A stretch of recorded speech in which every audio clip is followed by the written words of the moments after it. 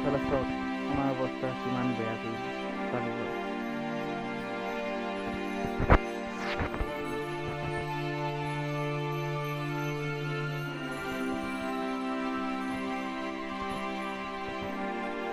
কালি বৰফ পৰচা জ্বলাই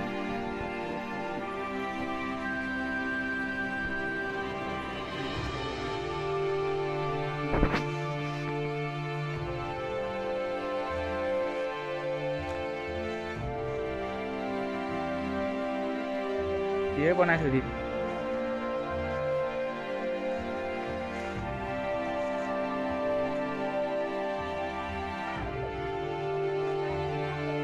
ঘৰৰ অৱস্থা আমাৰ এনেকুৱা হ'ল কালি বৰফ 20 মিনিটৰ কাৰণে এইফালে আহিলে পাকঘৰ ড্ৰয়িং ৰুম এইফালে চাওক পাকঘৰৰ অৱস্থা চোফা জেগাই নাই জুই ওলাবলে জুই নজ্বলে জুই ওলাব পৰা নাই পাকঘৰৰ অৱস্থা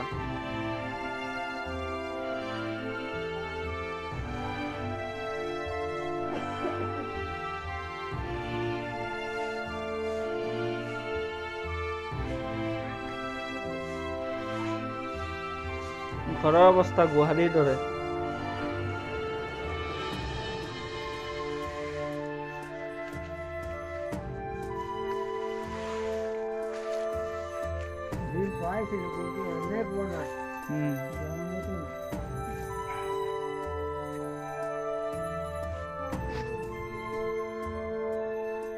এইফালে চাওক গছৰ পাতো এটা নাই, এইফালে চব পৰি মেলি তলত।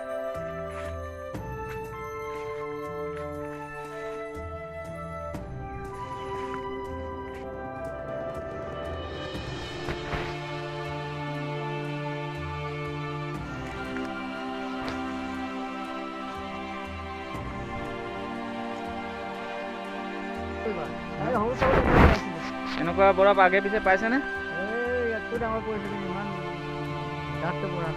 এইবাৰ প্ৰথম ঠাণ্ডাও বহুত পৰিছে।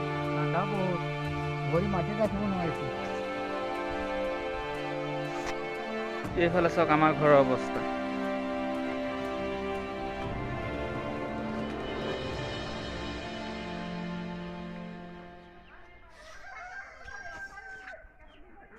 এইফালে চাওক টিঙৰ অৱস্থা। পাকঘৰ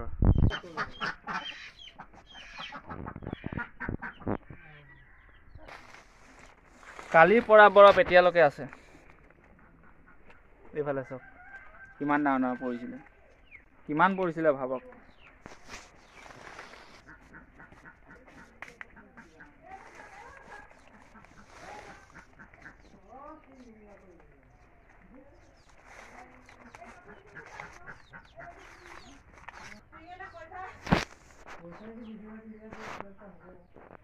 এইফালে চাওক অৱস্থা আমাৰ পাকঘৰৰ।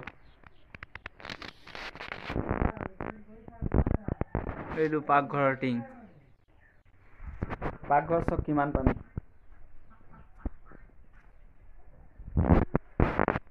মানে কি ক'ম আৰু, খানা খাবলৈ জেগাই নাইকিয়া হ'ল আমাৰ।